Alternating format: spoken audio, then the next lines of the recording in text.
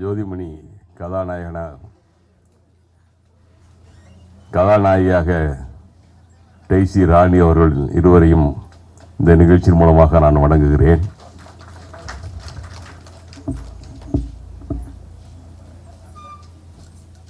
நிகழ்ச்சியில் தலைமையேற்று சிறப்பாக நடத்தி கொண்டிருக்கிற அவர் ஒரு வரியில் சொல்ல முடியாதுன்னு நினைக்கிறேன், ஒரு 4-5 வரி போட்டிருக்காங்க. குறிப்பாக டாக்டர் ஈகை என் அன்பிற்கின்ற சகோதரர் கருணாகரன் அவர்களே, அனைவரையும் இங்கே வரவேற்றிருக்கிற பாண்டிச்சேரி முதலமைச்சராக ஒரு பட்டம் கொடுத்தாருன்னு சொன்னாங்க. அதான் விழா வேந்தர்னு சொல்லக்கூடிய அந்த பட்டத்தை அடைமொழியாக வைத்திருக்கிற தம்பி பாஸ்கர் அவர்களே, இந்த நிகழ்வுக்கு காரணமாக இருக்கிற மலைகளின் இளவரசியாக இருக்கிற கொடைக்கானலில் பிறந்து வளர்ந்து சென்னையிலே தமிழ் கொடி நாட்டிக்கொண்டிருக்கிற இலக்கிய திறனாய்வாளர் என் அன்பிற்கினிய சகோதரர் நூலாசிரியர் காந்தி அவருடைய பெரும் முயற்சியினால் இந்த பவள விழா மலரை உருவாக்கிய பெருமைக்குரியவர் அவரை இந்த நேரத்தில் நான் வணங்குகிறேன். நிகழ்ச்சியில் கலந்து கொண்டு முத்தமிழ் சங்கத்தினுடைய மலேசியா பொதுச் செயலாளர் முத்தமிழ் சுடர் கரு பன்னீர்செல்வம் அவர்களே, சிங்கப்பூர் எழுத்தாளர் சங்கத்தினுடைய மேனான் தலைவர் திரு நா ஆண்டியப்பன் அவர்களே, நக்கீரன் தமிழ் சங்கத்தினுடைய கௌரவ தலைவர் டாக்டர் ஓம் உலகநாதன் அவர்களே,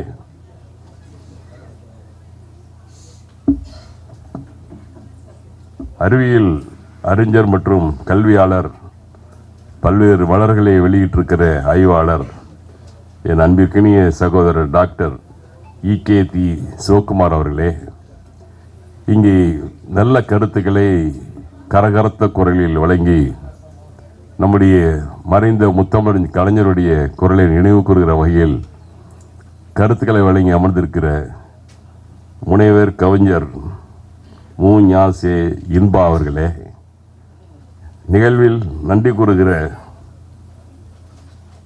ஆய்வாளராக இருக்கிற ரேஷ்மா அவர்களே மற்றும் மேடையில் அமர்ந்திருக்கிற சான்றோர் பெருமக்களே, இந்த அழைப்பதில் அழைக்கப்பட்டிருக்க அத்தனை பேர்களையும் நான் இந்த விழாவின் மூலமாக விழித்து பேசி வருவதாக கருதி கொண்டு, ஆந்திராவிலிருந்து தெலுங்கானாவிலிருந்து வந்திருக்கிற தமிழ்ச்சங்கத்தினுடைய தலைவர் பேருனா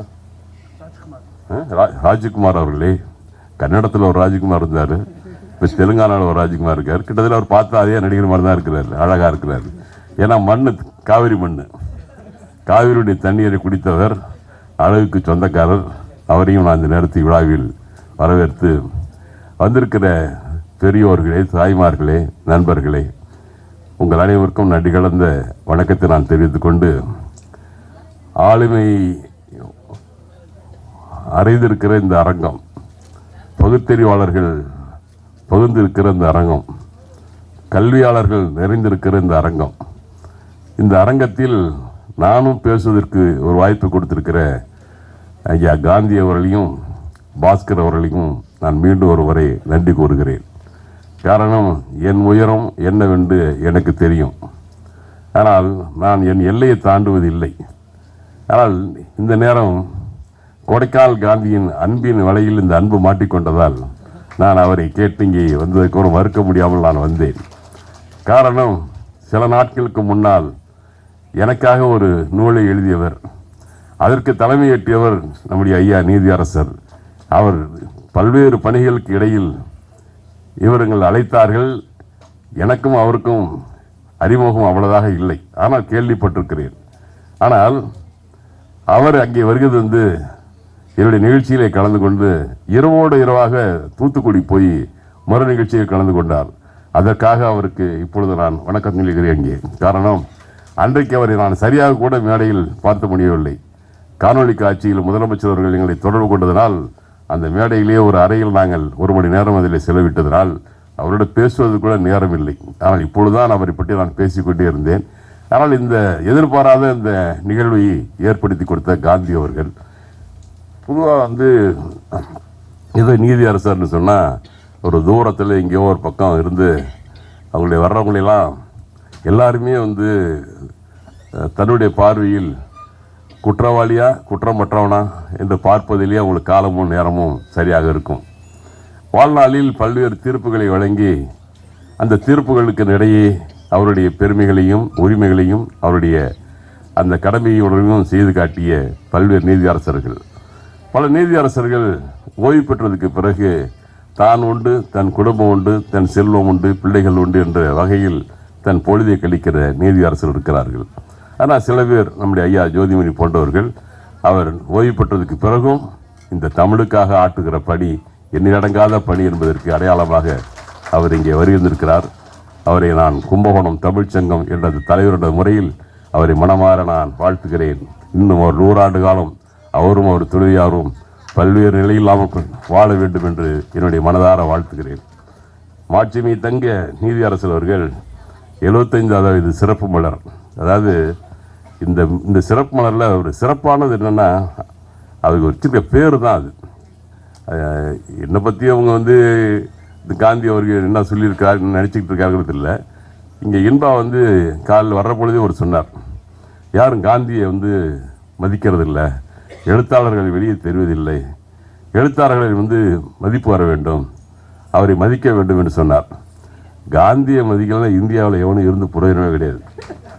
எல்லார் பையிலையும் காந்தி இருக்குது. காந்தி இல்லைன்னா வீட்டில் ஒரு பைசா கூட செலவு இல்லை, எல்லா நோட்லேயும் காந்தி தான். ஆக காந்தியை யாரும் இந்தியர்கள் மறந்துவிட முடியாது என்பதற்கு அடையாளமாக இன்றைக்கு அவரை நாங்கள் அனைவருமே சட்டப்பையில் வச்சுருக்கிறோம், பொருளாதாரத்தில் உயர்ந்திருக்கிறோம். அதில் அவர் இல்லைனாக்கா எதுவுமே இல்லைங்கிற அளவுக்கு இன்றைக்கி இருக்கிற அந்த பெயர் காந்தி, மகாத்மா காந்தி, இவர் எழுத்தாளர் காந்தி. ஆனால் காந்தியுடைய படம் இந்த ரூபாய் நோட்டில் இருக்கிறதுனால தான் இன்னமும் அவர் வச்சுருக்காங்க. எல்லாத்தையும் மாற்றிக்கிட்டு இருக்காங்க ஒன்றியத்தில், அதையும் மாற்றாமல் இருக்கணும்னு நம்ம வேண்டிக்கிறோம். இப்போ அப்படி ஒரு நிலை. பவளவாய் கமலச்செங்கன் என்ற நூலை நான் முழுமையாக படித்து பார்த்தேன். எனக்கு இருக்கிற பல்வேறு பணிகளில் ஐயா நீதியரசர் மேல் இருந்த அந்த ஆர்வத்தில் நான் அதை மொத்தமாக படித்தேன். என்னை பற்றி 250 பக்கத்தில் எழுதினார் காந்தி ஐயா. அதை நான் இன்னும் பார்க்கவும் இல்லை, என்கிட்ட காட்டவும் இல்லை, நான் இன்னும் படிக்கவும் இல்லை. ஆனால் ஐயாவை பற்றி சொல்கிற பொழுது நான் பிடிஎஃப்பில் அனுப்ப சொல்லி, அதை ஒரு புத்தகமாக எனக்கு கொடுக்கல, அவங்க பிடிஎஃப்பில் எடுத்துட சொல்லி அதை முழுமையாக படித்து அதற்கு பிறகுதான் அதை நான் இங்கே வருந்திருக்கிறேன். பவளவாய் கமலச்செங்கன் என்ற வரி 12 ஆழ்வார்களில் 10வது ஆழ்வாராக இருக்கிற அந்த தொண்டர் பொடியாழ்வார் அரங்கநாதன் அழகிய திருமேனியை பற்றி போற்றி பாடிய பாடலின் வரிதான் இது. மார்கழி மாதம் திருமாலுக்கும் சிவபெருமானுக்கும் உகந்த மாதம் என்று கூறுவார்கள். மார்கழி மாதத்தை சில பேர் மார்கழி மாதம் வந்து பூட மாதம்னு சொல்லுவான். ஆனால் உண்மையிலே சுறுசுறுப்பான மாதம் இந்த மார்கழி மாதம் தான். அந்த மாதம் தான் அவரும் பிறந்திருக்காரு, அந்த மாதம் நானும் பிறந்தேன். அதுதான் எனக்கு ஒரு பெரிய சிறப்பு. திருப்பாவையும் திரும்பவாயும் அதிகாலை வேளையில் தெருக்கடியில் ஒலிக்கின்ற மாதம் இந்த மார்கழி மாதம். மாதங்களில் மார்கழியை பற்றி பெருமையாக பேசுவார்கள். தொடரடி பொடியாழ்வார் பிறந்தது இந்த மார்கழி மாதத்தில் தான். அந்த மார்கழி மாதத்தில் இந்த நூலும் வெளிவருவது எனக்கு மிகுந்த மகிழ்ச்சியை தருகிறது. எத்தனையோ வாழ்க்கை வரலாற்றுடைய நூல்களுக்கு நான் வாழ்த்துறையும் அணிந்துரையும் வழங்கியிருக்கிறேன். ஆனால் இந்த நூலை மிகவும் வித்தியாசமான ஒரு நூல். ஒரு வாழ்க்கை வரலாறு நூலினை இப்படி ஒரு இலக்கிய நூலாக வெளியிட முடியும் என்பது ஒரே ஆசிரியர் காந்தியால் மட்டும்தான் முடியுங்கிறதுக்கு அடையாளமாக தான் நான் அதை பார்க்கிறேன். அதில் பார்க்குறேன் திருக்குறள், திருமந்திரம், திருவாசகம், வள்ளலார் பாடல்கள், தேவாரம், திவ்ய பிரபந்தம், சித்தர்கள் பாடல்கள் என எல்லாவற்றையும் இந்த நூலிலே கொண்டு வந்திருக்கிறார் ஐயா கொடைக்கானல் காந்தி அவர்கள் என்பதை நான் குறிப்பிட்டு சொல்ல கடமைப்பட்டிருக்கேன். அதிலும் குறிப்பாக சித்தர்கள் பற்றி, சித்தர்கள் என்ற சிந்தனையாளர் என்ற தலைப்பில் ஒரு 115 வரிகளில் அவர் எழுதியிருக்கிறது மிகவும் சிறந்தது. காரணம், நான் பல ஆண்டுகளாக பல்வேறு சித்தர்களை நான் போகிஸ்தர் வரைக்கும் நான் ஓரளவுக்கு படித்து பல மேடைகளில் நான் பேசியிருக்கிறேன் அவர்களை பற்றியெல்லாம். ஆக சித்தர்களுடைய வாழ்வு என்ன என்பதெல்லாம் ஓரளவுக்கு நாம் அறிந்து தெரிந்திருக்கிறது தான். ஒன்றே குலம் ஒருவனே தேவன் என்று உலகிற்கே முதலில் சொல்லி வைத்தவர் சித்தர்கள் தான். அதில் எந்த மாற்று கருத்தும் சொல்ல முடியாது. தெய்வத்தமிழ் பேசியவர்களும் அந்த மையத்தில், மனித தமிழ் பேசிய சிந்தனையாளர்கள் சித்தர்கள் தான். இந்த ஒரே ஒரு அதில் வார்த்தை பார்த்தேன், சுற்றி வந்து முணுமுணுத்து சொல்லும் மந்திரம் ஏதடா, நட்ட கல்லும் பேசுமோ நாதன் ஒன் இருக்கையில் என்ற பகுத்தறிவு சிந்தர்கள் வரையில் மிக மிக அற்புதமாக எழுதியிருக்கிறார் நம்முடைய கொடைக்கானல் காந்தி அவர்கள். நீதியரசருடைய வாழ்க்கையின் வரலாற்றினுடைய 75 கேள்வி கேட்டிருக்காரு அவர்கிட்ட. 75 கேள்விகளுக்கும் அவர் சொன்ன பதில தான் இந்த புஸ்தகம். இந்த 75 கேள்விகளையும் ஏன் 75 கேள்வி கேட்டிருக்காருன்னு, என்னுடைய யுகத்தில் வயது அவருக்கு 75, அதனால் அவர் கேள்வி 75 கேட்டு அவருடைய வாழ்க்கை வரலாறு பூரா வந்து அப்படியே மனப்பாடமாக எழுதி வாங்கியிருக்கிறார். அதில் தான் நீதியரசர்கள் படிக்க விரும்பியதோ மருத்துவர் டாக்டருக்கு தான் அவர் படிக்க வந்தது. ஆனால் அவர் கிடைச்சது பார்த்திங்கன்னா குற்றவியல் துறையில் அவர் வந்து நீதியரசருக்கு டாக்டர் பட்டம் வாங்கியிருக்கிறார். அவருக்கு டாக்டர் வாங்க வேண்டிய பட்டம் இல்லை, கிடைக்கலன்னா கூட அந்த அவருடைய படிப்பினால் குற்றவியல் டாக்டர் பட்டம் பெற்றுவிட்டார் என்பது அவருடைய மனநிறைவு. அதற்கு வந்து அவருடையது. நினைத்ததை கிடைக்காவிட்டால் கிடைத்ததை கொண்டு பெருமைப்படி என்பார்கள் கிராமத்திலே சொல்வார்கள். அப்படி நம்முடைய நீதியரசு அவர்கள் கிடைத்ததில் உச்சம் தொட்டு நம்முடைய மிகுந்த மகிழ்ச்சிக்குரியதுதான் என்பதை இங்கே நான் குறிப்பிட்டு சொல்கிறேன். நீதியரசர்கள் அவர்கள் நீதிமன்றத்தை பணியாற்றியதை விட அதிகமாக பல்லூரிகள், கல்லூரிகள், பல்கலைக்கழகங்கள், சங்க மேடைகள், ஆலய வளாகங்கள், அறிவியல் கருத்தரங்கள் என பல்வேறு இடங்களில் ஏறத்தாழ 1000 ஊர்களில் 3000 மேடைகளில் பேசிய ஜாம்பவான் இங்கே அமர்ந்திருக்கிற ஜோதிவரம். இதையெல்லாம் இதிலே அவருடைய நூலிலே எழுதியிருக்கிறார் நம்முடைய மரியாதைக்குரிய காந்தி அவர்கள். இந்த நூலை பற்றி என்னுடைய அறிவுக்கு எட்டிய வரையில் ஒரு கருத்து உண்டு. கொடைக்கானல் காந்தி அவர்கள் என்னை தவறாக நினைக்கக்கூடாது என்று நான் கேட்கிறேன். 75 கேள்வி கேட்டிருக்காரு. 75 கேள்வியில் அவர் வரலாறுலாம் பிடிச்சிருக்காரு. அவர் நீதியரசராக இருந்த பொழுது உங்களுடைய ஆற்றிய பணி, நீங்கள் எத்தனை வழக்குகளுக்கு தீர்ப்பு சொல்லியிருக்கீங்க, நீங்கள் சொன்ன தீர்ப்பில் எது சிறந்த தீர்ப்பு, எது அற்புதமான தீர்ப்பு, எது தமிழுக்கோ தமிழ் மக்களுக்கோ இந்த நாட்டுக்கோ ஆற்றிய தீர்ப்பு எது என்று அவர் ஒரு வார்த்தை கேட்டிருந்தால் அவர் சொல்லியிருப்பார், நான் என்னுடைய வாழ்க்கையில் 48,000 வழக்குகளுக்கு நான் தீர்ப்பு சொல்லியிருக்கிறேன் என்று அவர் சொல்லியிருப்பார். அது இந்த புத்தகம் ஏறி இருக்கும். அதை மிகப்பெரிய ஒரு ஜாம்பவான் காந்தி அவர்கள் அப்படிப்பட்ட ஒரு அற்புதமான கருத்தை தவற விட்டு விட்டார் என்பதுதான் என்னுடைய கருத்து. அதை மீண்டும் இன்னும் அவருடைய 75 கேள்விகளை மீண்டும் ஒரு 75 கேள்விகளாக வைக்கப்பட்டு இன்னும் அவருடைய என்னென்ன அவருடைய திறமைகளை எல்லாம் நீங்கள் வார்த்தை செய்ய வேண்டும் என்று நான் கேட்டுக்கொள்கிறேன். இந்த நூல் வந்து இன்னும் சிறப்பாக இருந்திருக்கும். மேலும் ஒன்றே ஒன்று அதில் பார்த்தேன், மேலும் கடலளவு கிடைத்தாலும் மயங்க மாட்டேன், அது கையளவே ஆனாலும் கலங்க மாட்டேன் என்ற கவியரசர் கண்ணதாசனுடைய பாடல் வரிகளை மேதகு இந்திய குடியரசுத் தலைவருடன் நமது நீதியரசர் கை குலுக்கி கொண்டிருக்கிற அந்த படத்துக்கு கீழ் எழுதப்பட்டிருக்கிற அந்த வாசகம் மிக அற்புதமான வாசகம் என்பதை நான் இங்கே நினைவு கூற கடமைப்பட்டிருக்கின்றேன். நம்முடைய நீதியரசரை பற்றி பேசுகிற பொழுது எனக்கு ஒரு நினைவுக்கு வருவது, ஒரு வழக்கு மன்றம், அதில் 2 வழக்கறிஞர்கள் வாதாடி கொண்டிருக்கிறார்கள். பார்வையாளர்கள் வந்திருக்கிறார்கள், மீதி வழக்கறிஞர் இருக்கிறார்கள். ஒரு வழக்கறிஞர் வேகமாக தன்னுடைய கருத்துக்களை பதிவு செய்து கொண்டிருக்கிறார். அப்பொழுது ஒரு உதவியாளர் வருகிறார். அவர் வருகிற பொழுது ஒரு துண்டு சீட்டை கொடுக்கிறார். அந்த வேகமாக வாதாடிய வழக்கறிஞர் அதை பார்த்தார், ஒரு நிமிடம் தயங்கினார். திருப்பி அந்த துண்டு சீட்டை தன்னுடைய கவுன் பாக்கெட் வைத்துக்கொண்டு தொடர்ந்தார் வாதத்தை. நீதியரசர் பார்க்கிறார். அவர் பெயரை சொல்லி, என்ன துண்டு கடிதம் வந்ததை சொல்லுங்களேன் என்று சொல்கிறார். அதற்கு நீதியரசரிடம் சொல்லி, ஒன்றும் இல்லைங்க, நான் அதை சொல்கிறேங்க அப்படின்னு சொல்லிட்டு தொடர்றார். 2 வழக்கறிஞர்களும் தன்னுடைய வாதங்களை வைத்ததுக்கு பிறகு நீதியரசர் தீர்ப்பு சொல்லிவிடுகிறார். தீர்ப்பு சொன்னதுக்கு பிறகு நீதியரசர் மீண்டும் கேட்கிறார், இப்பொழுதாவது சொல்லுங்களேன், இதான் நீதி முடிச்சிட்டீங்க, நீங்கள் உங்களுடைய வாதி ஜெயிச்சிட்டாரு, இப்பயாவது நீங்கள் சொல்லுங்களேன் அப்படின்னு சொல்லும் பொழுது நீதியரசரே, ஒன்றும் இல்லைங்க, என் ஊரில் என் தாய் மரணம் அடைந்திருக்கிறார் என்ற செய்தி வந்திருக்கிறது என்று சொன்னார். ஏன் இதை நீங்கள் மரணம் அடைந்திருக்க செய்தி நீங்கள் வந்து என்று சொல்லிட்டு இருந்தால் நான் நிறுத்தியிருப்பேன், இன்னொரு நாளைக்கு வச்சிருக்கலாமே அப்படின்னு அவர் சொல்கிற பொழுது அந்த வழக்கறிஞர் சொல்கிறார், இல்லை நீதியரசர் அவர்களே, என் தாய் இறந்தது என்பது என்னால் ஏற்றுக்கொள்ள முடியாத ஒன்று தான். ஆனால் என் தாய்நாட்டிற்காக சுதந்திரத்துக்காக போராடியவர்தான் இவருடைய வாதி. அவரை வெற்றி பெற வைக்க வேண்டும் என்பதுதான் என்னுடைய குறிக்கோள். அதனால தான் இதை விட அது பெரிதாக நான் கருதுகிறேன் என்று சொன்னவர் அந்த வழக்கறிஞர். யார் அந்த வழக்கறிஞர்? உங்களுக்கே மனசில் கேட்கணும்னு தோணுமில்ல. அந்த வழக்கறிஞர்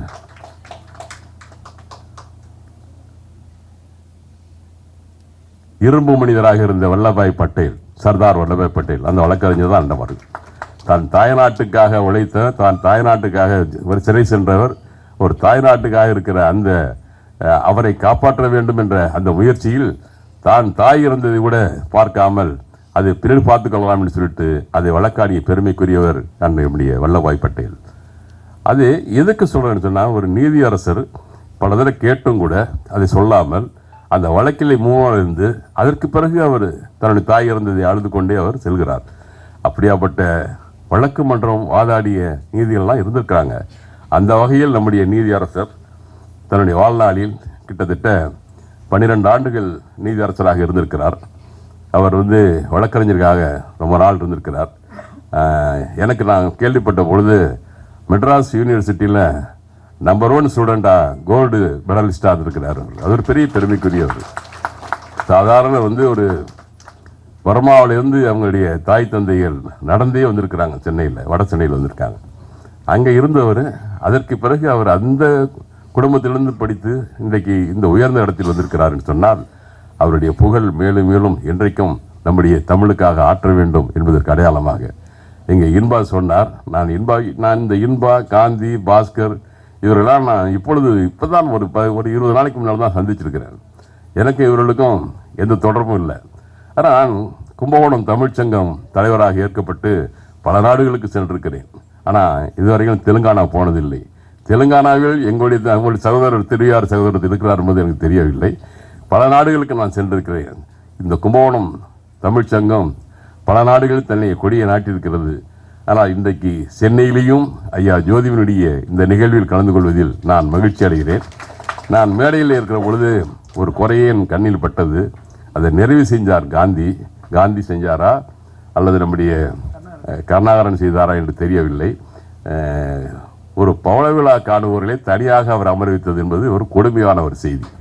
அப்புறம் இனிமையான செய்தி என்ன சொன்னால் டெய்ஸ்ராணியை கொண்டாந்து வச்சது அது இனிமையான செய்தி. அப்புறம் பார்த்தீங்கன்னா கருணாகரனுடைய மனைவி வர சொன்னார், இனிமையான செய்தி. ஆனால் கொடைக்கானல் காந்தியுடைய துணைவர் என்ன செய்தார்? அவரையும் மேலே அனுப்பித்திருக்கலாமே.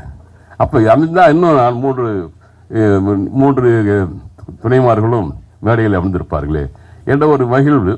இனி வருங்காலத்தில் அப்படிலாம் ஒரு ஜோடியாக வர்றவங்களை பிரிக்காதீங்க. தமிழ்ச்சங்கம் என்றைக்கும் யாரையும் பிரித்து பழக்கம் இல்லை, எல்லாரையும் இணைத்துதான் பழக்கம் என்பதற்கு அடையாளமாக இன்றைக்கு நாம் ஒன்று கூடியிருக்கிறோம். இப்படி நல்ல ஒரு விழாவில் கலந்து கொண்டதில் நான் மகிழ்ச்சி அடைகிறேன். காந்தியும் ஐயா பாஸ்கரும் காலையில் நான் அழைக்கப்பட்டு என்னுடைய இல்லத்திற்கு வந்தார்கள். நாங்கள் எல்லாம் உணவு அருந்திட்டு பேசினேன். அப்போ நான் சொன்னேன், எனக்கு ஏராளமான வேலை, இன்றைக்கி நீங்கள் கூப்பிடணும்னா வரவே மாட்டேன், ஆனால் என்னை விரைவாக விட்டுருங்கன்னு சொன்னேன். காலம் கண் போன்றது, கடமை கண் போன்றது என்று ஆனால் சொன்னேன். ஆனால் அற்புதமாக அப்படியே பாஸ்கர் மாதிரி ஒரு அழகாக பேசுறதுக்கு ஆள் கிடையாது. அப்படியே இப்படி ஒரு மீடியா பாஸ்கர் கொஞ்சம் தெரியல எனக்கு, அது யாரும் கேட்கணும். அதை அப்படியே மீடியாவில் நேரடியாக வர்ற மாதிரி தான் பேசினார். நீ கவலைப்படாங்க, கரெக்டாக 6 மணிக்கு ஆரம்பிச்சிருவோம், நீங்கள் ஒரு 1/2 மணி நேரம் போயிடுங்க நீங்கன்ட்டார். ஆனால் இவ்வளோ அற்புதமாக சொல்கிறாரு. நான் எந்த தமிழ் சங்கத்திலையும் இப்படி பார்த்ததில்லை. ஏன்னா கூப்பிடுவாங்க, வாங்க வாங்க வாங்கன்னு கூப்பிடுவாங்க, ஆனால் போங்கன்னு சொல்லவே மாட்டாங்க. உங்களுக்கு இப்போ முடிஞ்சிருச்சுன்னு சொல்லவே மாட்டாங்க. இது என் வாழ்நாளில் பட்ட அனுபவம். அதனால இது மாதிரி விழாக்கெல்லாம் நான் கையெடுத்து கும்பிட்டு, ஐயா என்னை விட்டுருங்க, நான் ஃபீல்டு ஒர்க்கர், உழைப்பாளி, ஏழை எளிய மக்களுக்கு, பட்டி தொட்டிகள் இருக்கிற மக்களுக்கெல்லாம் இப்படி செஞ்சுக்கிட்டு இருக்கிறவன், என்னை கொண்டு இப்படி பெரிய பெரிய தொழிலதிபர்லாம் வர இடத்துல போய் உட்கார வச்சுக்கிட்டு என்னுடைய காலத்தை இவனத்தையும் வீணடிச்சாங்கன்னு சொன்னேன். 1/2 மணி நேரம் தான் உங்களுக்கு. ஆனால் எந்த 1/2 மணி நேரம் சொல்ல, அவர் 6லேருந்து 6.5 மணி நேரம் போயிட்டே இருக்கு. பட் எந்த 1/2 மணி நேரம்னு சொல்ல. அதனால் நானும் உங்கள் அன்பினுடைய வலையில் மாட்டிக்கொண்டிருக்கிறேன். நான் அன்பாக உங்களிடம் சொல்லிட்டுறேன், தொடர்ந்து கடைசி வரைக்கும் என்னால் இருக்க முடியாது. நான் இன்னும் 5 மணி நேரம் போனால் தான் என் ஊருக்கு செல்ல முடியும். காலை 6 மணியிலிருந்து என்னுடைய பணிகள் அங்கே தொடரும். தயவுசெய்து மேடையில் இருப்பவர்களும், பவள விழா காணுபவர்களும், இங்கே அரங்கத்தில் அமர்ந்தவர்களும் என்னை அருள் கூர்ந்து என்னை மன்னிக்க வேண்டும். உங்களிடம் பிரியாத விடையை பெற்று செல்கிறேன். நன்றி, வணக்கம்.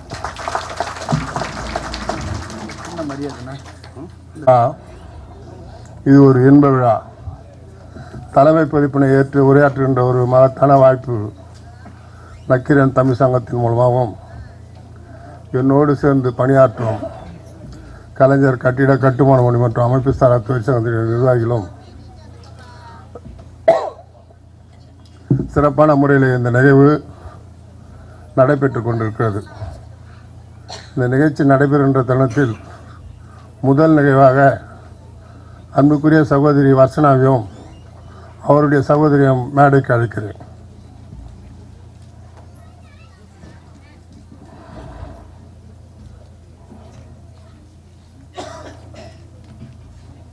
இந்த குழந்தைகளுடன் தந்தை எனக்கு மிகவும் வேண்டியவர். அதேபோல் நக்கீரன் தமிழ் சங்கத்துக்கு மிக சிறப்பான முறையில் செயல்படக்கூடியவர். இந்த குழந்தைகள் படிப்பதற்கு கல்லூரியில் பணம் கட்டுவதற்கும் பள்ளியில் பணம் கட்டுவதற்கும் சிரமமாக உள்ளது என்று ஒரு மாதத்திற்கு முன்பாக என்னிடத்தில் எடுத்து கூறினார். பெரிய குழந்தைக்கு 21,000 ரூபாயும் அவருடைய சகோதரிக்கு 16,000. ஆக இருவருக்கும் அந்த பணத்தை நீதியரசர் மூலம் எங்கள் சங்க நிர்வாகிகள் வழங்குவார்கள்.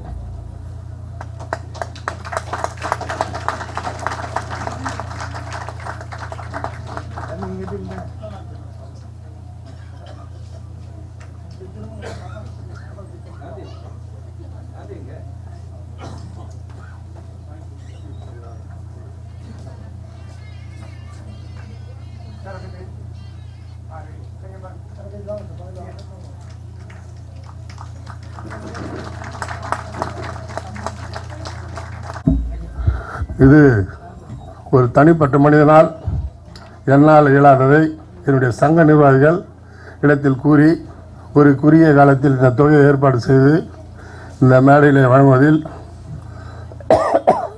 மற்றற்ற மகிழ்ச்சி. எனக்கு கொஞ்சம் கோல்டு, அதனால் சரியாக பேச முடியல. ஐயா நீதியாசரை நான் ஒரு 6 மாதம் முன்னாடி ஒரு நிகழ்ச்சியில் கலந்துட்டு அவர் இடத்துல ஆசீர்வாதம் பெறக்கூடிய ஒரு வாய்ப்பு கிடைச்சிது. அவர் புத்தகத்தை என்னுடைய தலைமையில் வெளியிடணுன்ற ஒரு கருத்தை சொன்னார்.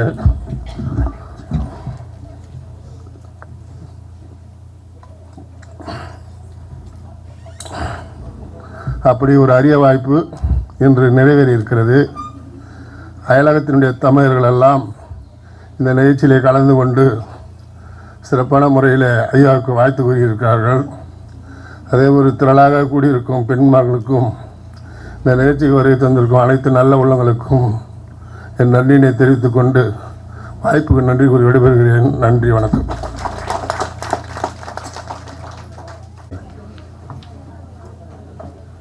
முனைவர் Chediyan Kumarasamy, general secretary of the Nakkeerar Tamil Sangam. முத்தமிழ் சுடர் கரு பன்னீர்செல்வம் அவர்கள், பொதுச் செயலாளர் மலேசியா முத்தமிழ் சங்கம் மலேசியா அவர்களே, என்னுடைய அருமை சகோதரர் ஓம் உலகநாதன் அவர்களே, அருமை சகோதரர் கொடைக்கானல் காந்தி, இன்பா, மீடியா பாஸ்கர் அவர்களே, நீதி செல்வன் அவர் தனியாக உட்கார்ந்துட்டு இருக்காரு நினைக்கிறேன். நீதி செல்வன் எங்கே போயிட்டாரு? நீதி செல்வன் அவர்களே, அவர் பேர் தனியாக தான் இருப்பார். அருமை சகோதரர் இடிகே புன்கி பெருமாள் அவர்களே, சிவகுமார், இடிகே ப்ரொஃபஸர் டாக்டர் சிவகுமார் அவர்களே, மேடையில் வந்திருக்கின்ற ஆன்றோர்களே, இந்த விழாவை சிறப்பித்திருக்கின்ற பெருமக்களே, தூத்துக்குடியிலிருந்து என்னை வாழ்த்து வந்திருக்கின்ற அருமை சகோதரர்கள் கேப்ரியல், அத்னேசியஸ் உள்ளிட்ட அனைவருக்கும் என்னுடைய அன்பு கலந்த வணக்கத்தினையும் நன்றியையும் தெரிவித்துக் கொள்கிறேன். நன்றி சொல்வதற்கு வார்த்தை இல்லை. ஆனால் மேடையில் புகழ்ந்தவர்களெல்லாம் அவர்களுடைய துறையிலே மிக மிக பெரியவர்களாக நான் அறிவேன். முனைவர் சாக்கோட்டை அன்பழகன் அவர்கள், அவர் சொன்னது போல் எனக்கு ரொம்ப பரிச்சயம் இல்லை. அவருடைய புத்தகத்தை வெளியிடுகின்ற அந்த விழாவிலே தலைமை ஏற்பதற்காக கும்பகோணம் சென்றிருந்தோம். அங்கே பார்த்த பொழுது அது ஒரு பெரிய இன்ப அதிர்ச்சியான ஒரு ஒரு ஒரு நிகழ்வு.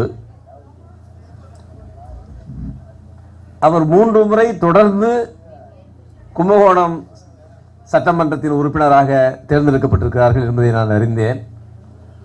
அப்பொழுதே அந்த கூட்டத்தில் நான் சொன்னேன், 3 முறை ஒருவர் தொடர்ந்து ஒரே தொகுதியிலே எம்எல்ஏவாக வந்திருக்கிறார் என்று சொன்னால் அவர் நல்லவர் என்பதற்கு அதை காட்டிலும் சான்று எதுவும் இருக்க முடியாது. ஏன்னா நல்லவர் இல்லை என்று சொன்னால் வேறு தொகுதிக்கு போய்விடுவார் பாருங்க. அவரை அறிந்தவர்கள், அவர் மிகவும் நல்லவர் என்று உணர்ந்தவர்கள், அவர் நம்முடைய தொகுதிக்கு தேவை என்ற மக்கள் அவரை தொடர்ந்து தேர்ந்தெடுக்கிறார் என்று சொன்னால் அதுதான் அவர் நல்லவர் என்பதற்கு சாட்சி. அதைவிட பெரிது காந்தி சொன்னார்கள், அன்று அவர்களெல்லாம் காலையிலே வந்து விட்டார்கள். அவர் தினந்தோறும் ஒரு 2000 பேருக்கு உணவு அளித்துக் கொண்டிருக்கிறார்கள். வள்ளலாரை பரம்பரையாக கணித்துக் கொண்டிருக்க என்னை போன்றவர்களுக்கெல்லாம் உணவு வழங்குவதுதான் வாழ்க்கையிலே இன்றைய காலகட்டத்திலே முக்கியம். 2000 பேருக்கு தினந்தோறும் உணவு வழங்குகிற ஒரு கல்யாண மண்டபம் வைத்து அந்த உணவு வழங்குகிறார். அது மாத்திரமல்ல, ஏழை எளியவர்களுக்கு அவர் மெடிக்கல் ட்ரீட்மெண்ட் நிறைய பேர் கொடுத்து கொண்டிருக்கார்கள் சொன்னார்கள். இதெல்லாம் ஒரு சாதாரண விஷயம் அல்ல. ஒரு கட்சியை சார்ந்தவர் என்பதை காட்டிலும் அவர் கும்பகோணத்தை சேர்ந்த ஒரு மாமனிதர் என்பதை உணர்ந்த காரணத்தினால்தான் அவரை பற்றி நம்முடைய காந்தி அவர்கள் எழுதிய புத்தகத்தை வெளியிடுவதற்காக, தலைமை தாங்குவதற்காக நான் தூத்துக்குடியிலிருந்து ஒரு 7 மணி நேரம் பயணம் செய்து அங்கே வந்து இருந்து, அதற்கு பிறகு அப்பொழுது சீஃப் மினிஸ்டர் கூட அவருக்கு ஒரு வீடியோ கால் வந்ததெல்லாம் ஒரு மணி நேரம் ஆகிவிட்டது, வர முடியவில்லை. ஆனால் அவர்கள் என்னை பேசிவிட்டு உடனே செல்ல சொன்னேன். ஏன்னா திரும்பவும் நாம் தூத்துக்குடிக்கு போக வேண்டும். காலையில் 1 மணிக்கு தூத்துக்குடிக்கு திரும்ப சென்றேன். அந்த அந்த அந்த நிகழ்ச்சியை நான் காணும்போது பார்த்தேன், ஒரு மாமனிதர். அந்த மாமனிதர் இந்த புத்தகத்தை வெளியிட்டிருக்கார் என்பது ஒரு பெரிய சிறப்பு. மனிதர்கள் எந்த பதவியில் இருக்கிறார்கள் என்பதை காட்டிலும் மனிதர்கள் எப்படிப்பட்டவர்கள் என்பதை வைத்துத்தான் அவர்களை எடை போட முடியும் என்பதை ஒரு நீதிபதி என்ற முறையிலே இத்தனை ஆண்டு காலம், ஒரு வழக்கறிஞர் என்ற முறையிலே 29 ஆண்டு காலம் நான் உணர்ந்திருக்கிறேன்.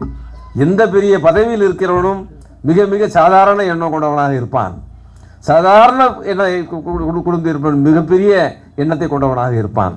அதனால் நாம் பார்த்திருக்கிறோம். ஸோ அந்த அளவிற்கு நம்முடைய அன்பழகன் அவர்கள் சாக்கோட்டை என்பது அவருடைய ஊர், சாக்கோட்டையார் என்று சொல்வது அவருடைய பக்கத்து ஊர், கும்பகோணத்தோட அருகில் உள்ள ஊர். அந்த ஊரை சேர்ந்த அவர் ஒரு பெரிய மனிதராக இங்கே வந்து வெளியிட்டிருக்கிறார். அது எனக்கு அவர்களெல்லாம் காட்டிய ஒரு மிகப்பெரிய சிறப்பாக நான் கருதுகிறேன். பன்னீர்செல்வம் அவர்கள், மலேசியா நாடு என்று சொன்னால் அவர்கள் சொன்னது போல் தமிழை தாய்மொழியாக பயிற்றுகின்ற மொழியாக இன்றும் நடைபெறுகின்ற ஒரு நிகழ்வு அங்கே மலேசியாவில் இருக்கிறது என்பது சிறப்பு. நாங்கள் மலேசியாவுக்கு சென்ற பொழுது அவர்கள் அளித்த வரவேற்பை பார்க்கும்போது நாங்களாம் பிரமித்து விட்டோம். 5 நாட்கள் தான் இருந்தோம். மலேசியாவின் எல்லா இடங்களிலும் கோலாலம்பூரிலிருந்து ஆரம்பித்து கடாரம் வரை சென்று விட்டோம். எங்கே போனாலும் அவர்கள் காட்டுகிற அன்பை பார்க்கும்பொழுது மிக மிக நிகழ்வாக இருந்தது. அவருடைய முன்னோர்களுடைய கதையில் நான் படித்து பார்த்தேன். இத்தனை இன்னல்களை எல்லாம் தாண்டி அவர்கள் இன்று தமிழுக்காக சேவை செய்து கொண்டிருக்கிறார்கள் உலக அளவில் சொல்லும் பொழுது அது மிக பெருமை வாய்ந்தது. குறிப்பாக பன்னீர்செல்வம் அவர்கள் மிகவும் ரொம்ப எங்களுக்கெல்லாம் பிடித்தவர். அந்த அளவுக்கு அவர்கள் எங்களை வாழ்த்துவதற்காக அயலக தமிழர்களுடைய விழா இன்று காலையில் நடந்தது.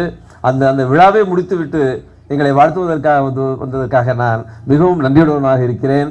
நீங்கள் மிகப்பெரிய மனிதர்கள். மலேசியாவில் இருக்க தமிழை வைத்து பார்க்கும் பொழுதுதான் அந்த அளவிலே நீங்கள் உயர்ந்தவர்கள். உங்கள் வரவு மிக மிக சிறந்த வரவு இந்த இடத்திலே என்று கேட்டுக்கொள்கிறேன். என்னுடைய அன்பு சகோதரர் உலகநாதன் அவர்கள், இவரெல்லாம் அந்தந்த துறையில் அவர்களெல்லாம் மிகப்பெரியவர்கள். உலகநாதன் அவர்கள் ஜோதிட துறையில் பெரிய வல்லுநர். அவர் ஜோதிட மகாநாடு ஒரு வருடம் நடத்துவார். அதற்கு நான் தலைமை தாங்குகிற வாய்ப்பு கூட நிறைய கிடைத்தது. அதை நான் மேடையில் கூட திட்டுவேன். அவரை உரிமையோடு சொல்வதுதான். ஏனென்றால் மேடையில் ஒரு 10 ஜோதிடர்கள் 10 வகையாக ஒரு மனிதருக்கு சொல்லுவார்கள். நான் கேட்பேன், ஒரே மனிதருக்கு 10 வகையாக சொல்லுகிறீர்கள், என்ன ஜோதிடம்? What is sanctity behind this? எல்லோரும் ஒரே மாதிரி சொல்லணும். ஆனால் அவர் சொன்னார், கருத்துக்கள் மாறுபடலாம், சட்டத்தில் அது உண்டு. ஒரு நீதிபதி சொல்வதை இன்னொரு நீதிபதி ஒத்துக்கொள்வதில்லை, ஆனால் நீதிமன்றம் ஒன்றுதான். ஆனால் கருத்துக்கள் மாறுபடுகிறது. சட்டத்தின் அடிப்படையில் கருத்துக்கள் மாறுபடுவது ஏற்கக்கூடியதுதான். ஆகவே ஜோதிடத்தில் அவர்கள் சொல்வது வந்து ஒரு ப்ரீகாஷனரி பிரின்சிபிள் என்று சொல்லுவோம். நீங்கள் ஜாக்கிரதையாக இருந்து கொள்ள வேண்டும். நான் அவருக்கு அடிக்கடி சொல்லுவேன், நீங்கள் ஒரு நிறைய விஷயங்களை அவர் வந்து வெளிப்படையாக சொல்லிவிடுவார். வெளிப்படையாக தயவு சொல்லிவிடாதீர்கள் என்று சொல்லுவேன் அவரை. ஏனென்றால் மக்கள் எல்லோரும் மனதை கொண்டவர்கள் தானே. அவர்கள் வந்து ஏதோ மனதிலே ஒரு இயக்கம் வந்து விடும். ஆனால் அவர் அதை சொல்வதனுடைய நோக்கம் என்னவென்று சொன்னால் தன்னை காப்பாற்றிக் கொள்வதற்காகத்தான் அதை சொன்னார். பெரிய பெரிய தலைவர்களுக்கெல்லாம் சொல்லுவார். கலைஞர் முதற்கொண்டு வாஜ்பாய் அவர்கள் பெரிய பெரிய தலைவர்களுக்கெல்லாம் அவர் ஆர்வம் சொல்லியிருக்கிறார். அவர் சொன்னபோது ஏஆர் ரஹ்மான் அவருக்கு அவர் பெயரை மாற்றி கொடுத்தவர் அவர் தான். ஏஆர் ரஹ்மான் பெயரை மாற்றி உலகளாவிய பெரிய மனிதனாக ஆக்கியவர் நம்முடைய உலகநாதன் அவர்கள். அந்த அளவுக்கு அவர் ஒரு அந்த துறையிலே பெரியவர். கருணாகரன் பாருங்க, மேடையிலே நம்ம பார்த்துட்டோம் பார்த்தீங்களா. அந்த அந்த குழந்தைங்க 2 பேர் எனக்கு முந்தா நாள் சொன்னாங்க, ஒரு கல்லூரியில் ஒரு ஸ்கூலில், ஒரு பெரிய ஸ்கூல், பெரியவர் நடத்துகிற ஸ்கூல், ரொம்ப வேண்டியவர் தான் நமக்கு அவர். அதில் வந்து ஏதோ ஒரு காலாண்டு சம்பளம் கொடுக்கவில்லை என்பதற்காக அந்த பொண்ணை வெளியே நிறுத்தி விட்டார்கள்.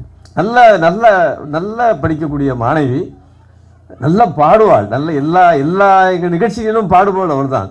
கடவுள் வாழ்த்து பாடு நல்லா பாடுவாள். பாரதியாருடைய பாடல் பாடினதுல அது மாதிரி அவர் சொன்னது பாருங்க. சொன்ன உடனே அவர் பாருங்க, அது கருணாகரன், அதான் ஈகை. அவர் முன்னாலே ஈகை இருக்கு, கருணாகரங்கிறது ஈகை தான். அந்த உடனே அவர் பாருங்க, அந்த சங்கத்திலிருந்து அதை திரட்டி அந்த பணத்தை கொடுத்து விட்டார்கள் பாருங்கள்.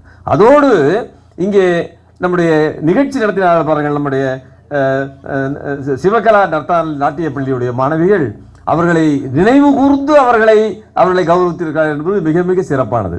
ஆகவே கருணாகரன் மாதிரியானவர்கள், நான் இந்த கட்சியும் சேர்ந்தவன் அல்ல. ஏனென்றால் 75க்கு பிறகு நான் கட்சி எதுவும் இருந்ததில்லை. வக்கீலான பிறகு கட்சியை விட்டு நினைப்பதற்கு எனக்கு வேலை டைம் இல்லை. 29 ஆண்டு ஜட்ஜ் ஆன பிறகு கட்சியை நினைக்க முடியாது. இப்பொழுது கூட நினைப்பதற்கு வேலை நிறைய இருக்கு. இந்த தூத்துக்குடிக்காரங்க நிறைய வேலை கொடுக்குறாங்க, அதனால் அது நினைப்பில் இல்லை. ஆனால் கட்சியை தாண்டி ஒரு மனிதனாக இன்றைய தினம் நம்முடைய நண்பர் இருக்கிறார் என்று சொன்னால் அது மிக சிறப்பு வாய்ந்தது. அவர் தலைமையேற்று, கருணாகரன் தலைமையேற்று நடத்துவது எங்களுக்கெல்லாம் மிக மிக பெருமையாக இருக்கிறது. நிறைய பேர் இருக்காங்க. சிவகுமார் வந்து அவர் துறையில் அவர் ஒரு சயின்டிஸ்ட்.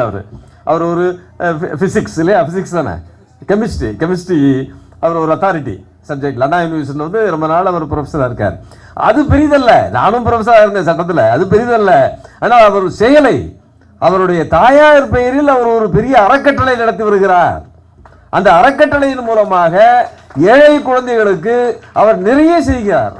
வருடம் நிறைய செய்கிறார். லட்சக்கணக்கில் செலவு செய்கிறார். படிப்பிற்காக செலவு செய்கிறார், உணவிற்காக செலவு செய்கிறார். இதுதான் மனிதனாக இருக்க வேண்டும். படிக்கிறது எல்லாருக்கும் வந்துடும்.